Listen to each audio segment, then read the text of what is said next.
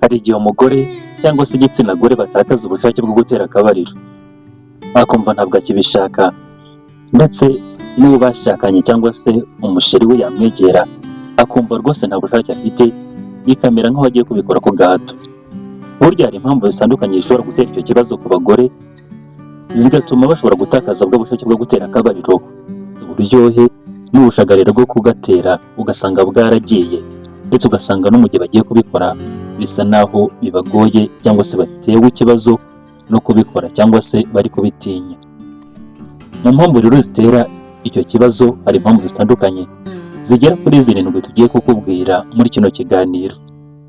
By'umwihariko rero turibanda kuri izo mpamvu zishobora gutuma umugore atakaza ubushake bwo gutera akabariro, ndetse ugasanga ntabwo akibishaka muri we, biturutse ku mpamvu zitandukanye. Zimwe zishobora kuba ari uburwayi, izindi ari imibereho cyangwa se imimerere arimo muri iyo minsi, cyangwa se ugasanga izindi zatewe n'impinduka mu mubiri we, cyane cyane nk'imisemburo imwe yagiye igabanuka cyangwa se indi yiyongereye.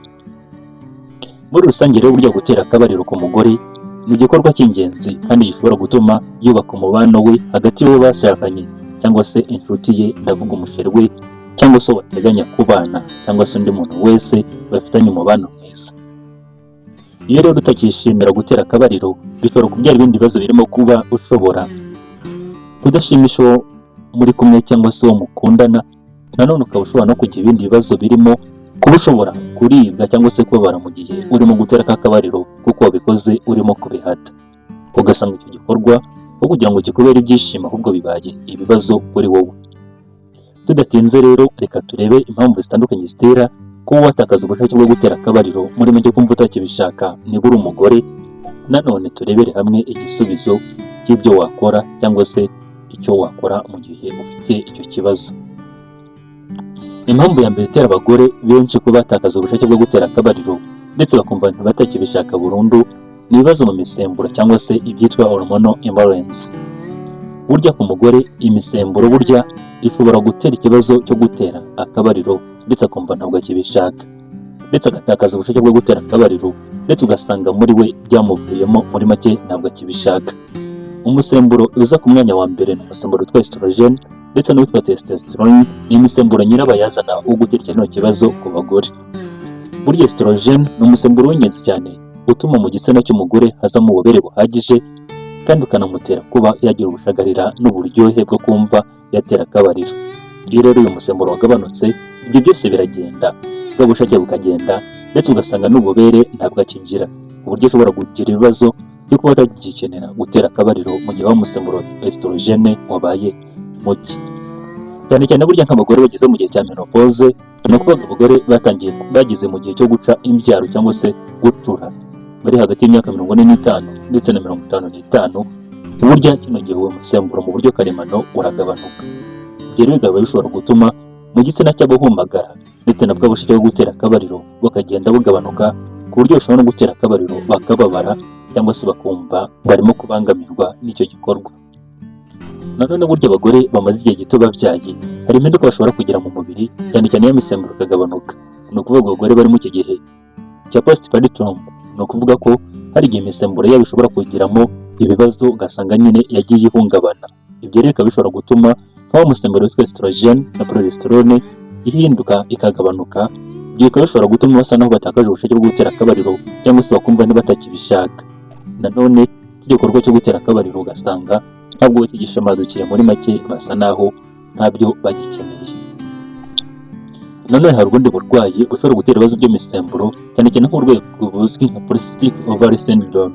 Hano ni uburwayi umugore ashobora kugira imisemburo mike cyangwa se akagira ibibazo mu misemburo, cyane cyane nk'umusemburo wa estrogen, progesterone ndetse n'uwitwa testosterone. Ikaba ari imisemburo aho umugore ashobora kugira testosterone nyinshi ugereranyije n'undi musemburo wa estrogen.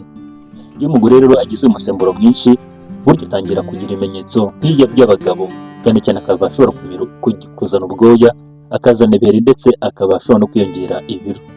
Cyane cyane ubu ni uburwayi abagore bashobora guhura nabwo bushobora gutuma batakaza ubushake bwo gutera akabariro, cyangwa se ubushake bwo kumva bakenera cya gikorwa cyo gutera akabariro bukagabanuka. Nanone burya abagore bafite ibibazo by'uburwayi bwa thyroid, hano ni ukuvuga nk'umwingo burya bashobora kugira ibibazo byo kugabanuka k'ubushake bwo gutera akabariro cyangwa se bakumva batakibishaka. Nabwo rero ni uburwayi umugore ashobora kwirinda cyangwa se akwiye kurigendera kure agakora ibishoboka byose nawe uburware ku buryo byatera ibibazo mu misemburo ye.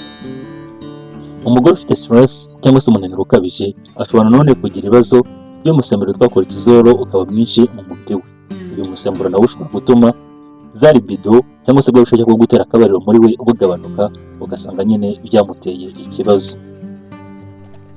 Impamvu ya kabiri rero ishobora gutuma umugore atakaza ubushake bwo gutera akabariro akumva ntabwo akibishaka ni impamvu iri psychological cyangwa se impamvu ishingiye ku mitekerereze n'uburyo abayeho muri iyo minsi.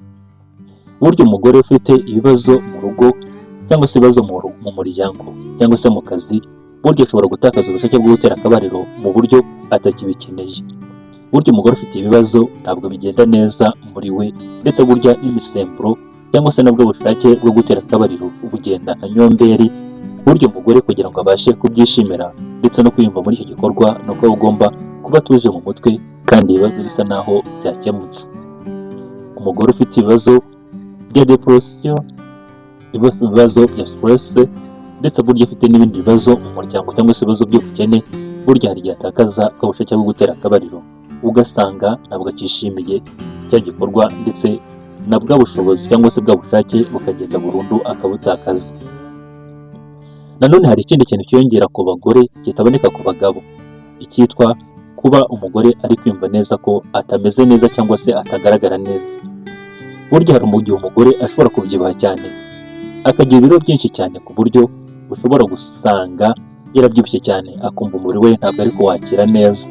Ibyo rero bishobora gutuma ubushake bwo gutera akabariro bugabanuka ndetse akumva ko abagabo batakimwishimiye, ku buryo yumva bwa bushake bwo gukora sex bwaragiye burundu, akumva ko atari attractive. Nanone nk'umugore wananutse cyane nawe watakaje ibiro cyane akuma, nawe bishobora kubaho muri ubwo buryo, ariko ku bagabo bo ntabwo bikunda kubaho muri bo. Nanone burya umugore ubasha utotezwa mu rugo cyangwa se agakorerwa irindi hohoterwa iryo ari ryo ryose, burya ashobora gutakaza bwo bushake bwo gutera akabariro. Impamvu ya gatatu rero ishobora gutera ibibazo byo kuba wabura ubushake bwo gutera akabariro ukabizinuka burundu niba uri umugore, ni indwara cyangwa se imiti ushobora kuba uriho, ndetse cyane cyane nk'imiti yo kuboneza urubyaro. Burya hari ubwoko bw'imiti itandukanye ishobora gutuma umuntu atakaza bwo bushake bwo gutera akabariro akumva ntabwo akibishaka, cyane burya nk'imiti y'antidepressant cyangwa se ya miti ihabwa umuntu ufite ibibazo by'imitekerereze cyangwa se kwigunga n'abafite indwara za depression. Burya iriya miti ishobora gutuma umugore cyangwa se umugabo yawe atakaza bwo bushake bwo gutera akabariro ku buryo yumva atakibikeneye. Imiti yo kuboneza urubyaro burya hari ubwoko bumwe na bumwe bushobora gutuma umugore bwa bushake bwo gutera akabariro bugabanuka ku buryo yumva nyine atakibikeneye gutera akabariro. Cyane cyane iyo ni imiti irimo nk'ibinini ndetse n'imiti cyane cyane nk'udupira dushyirwa mu nda ibyara, ariko dushobora kuba turimo imiti cyane cyane nyine irimo amahormone. Uburyo bwo kuboneza urubyaro burimo amahormone ku bantu bamwe na bamwe bishobora gutera ibibazo byo kuboneza, bishobora gutera ibibazo byo kudakenera ubushake bwo kugabanuka k'ubushake bwo gutera akabariro cyangwa se bakumva batakibikeneye.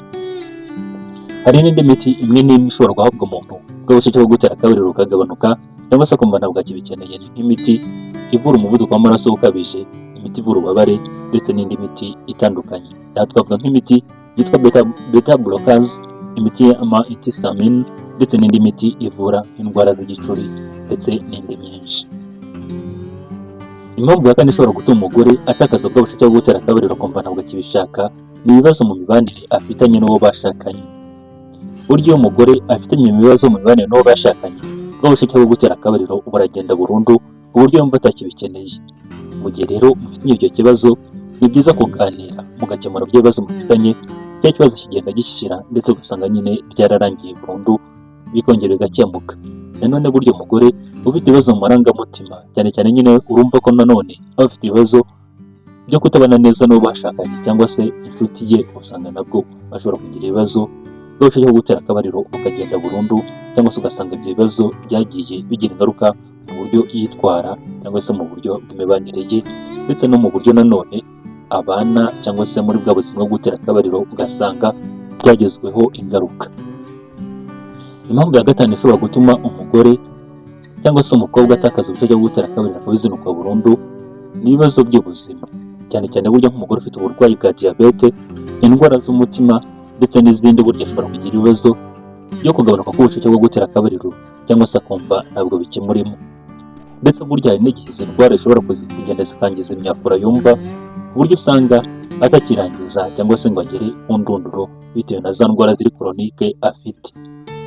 Nanone burya umugore ukora imibonano mpuzabitsina akababara, ubwo ubushake bwo gutera akabariro bugenda bumuvamo, ugasanga ntabwo akibasha kugatera neza, cyangwa se ugasanga ubwo byamuvuyemo ku buryo bimugiraho ingaruka yabitekereje yumva agize ubwoba. Cyane cyane nk'abagore bafite uburwayi nka endometriosis cyangwa se bafite indwara zifata mu nyama zo mu rukenyerero zizwi nka PID cyangwa se pelvic inflammatory disease. Izo ni indwara zishobora gutuma umugore urimo gutera akabariro ababara. Niba rero ufite ubwo burwayi cyangwa se wumva ubabara nko mu kiziba cy'inda, akabarira n'ibindi bintu biva mu gitsina bidasanzwe bivamo, ubona ko urimo mpuzabitsina ukababara, uzajye kwivuza. Izo zirashobora kuko ari zo mpamvu ziri gutuma cya gikorwa cyo gutera akabariro utakishimira, cyangwa se ugasanga nanone byarakuvuyemo. Impamvu ya gatandatu ishobora gutuma umugore atakaza ubushake bwo gutera akabariro ndetse akumva ntabwo akibishaka ni uburyo abayeho cyangwa se ubuzima abayeho muri iyo minsi.